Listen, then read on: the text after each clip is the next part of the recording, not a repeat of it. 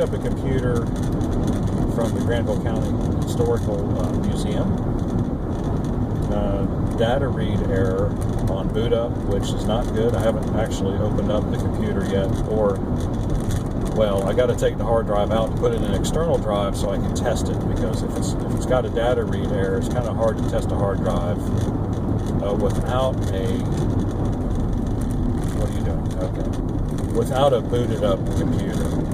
It really is. If anybody knows of a good hard drive diagnostic program that you can boot off like a Linux drive, but most you can't, because of course Linux is not an NTFS file system, so it doesn't really do a good job on NTFS disks in any way, shape, or form. So I have to do that and see what's wrong. I mean, it could be something as simple as a bad boot sector, which would be fine, because that means I can get the rest of the data off, or it could be, well, it's not a drive not found error, so there is somewhere in between totally catastrophic and merely an annoyance. Fortunately, they had another computer of a similar size. This is like a mini desktop, the one you can either stand up or lay on its side, but they have it under the counter, so they stand it up. You know, it's about 13 by 13 or 14 by 14 by 3, so it's not a very big computer at all. Fortunately, I had an old one.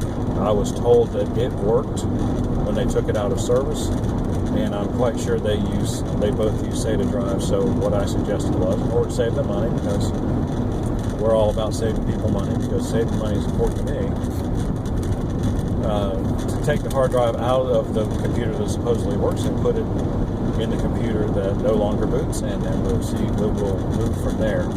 But I think that's going to work out just fine.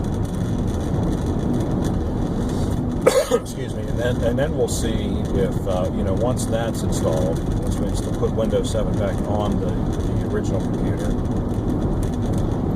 Then we'll see about getting the data off of the old computer. They say they have it backed up, which, if they do, great. Most people don't do a very good job of backing up. And of course, then there's the whole issue of you can't really back up programs. And so, most people don't understand that. It's like, well, no, you can't just copy Microsoft Office from one computer to another. It doesn't work because it installs. It doesn't, it's not a standalone program in the sense that, the old DOS programs used to be. It's like xxxx.exe ran if you just copied it from one computer to another. Office does not do that, and neither do any modern programs. They install files all over the place, got DLLs, configuration files, this and that and the other, and, I suppose that it is registry info, which is the most important thing.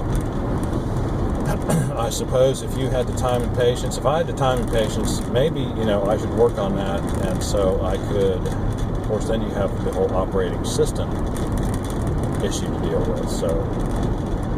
Yeah, I'm thinking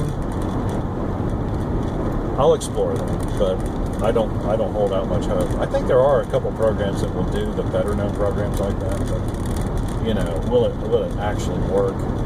I don't know. It's very complicated. But anyway, we will check that drive, see if we can get any data off of it, and then they'll have to be responsible for loading up the programs that they had on that computer. But if you have any questions or comments, please do so in the section below. Like and subscribe. We appreciate when you do. If you need any computer work done at all, and I promise not to philosophize too much, give us a call, 919-518-6649. You'll have internet access on your computer. Leacris, Facebook.com/Leacris Computers, LeacrisComputers.com. Look us up on Google. If you Google computer repair Oxford, we are the first thing that comes up, and it points you to the Facebook page. So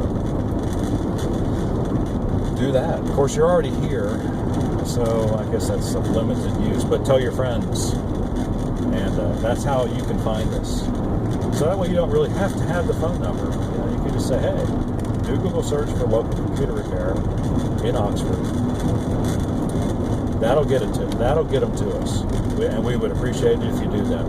Heavily depend on word of mouth. Anyway, I've rambled on long enough. We'll see you on the next one.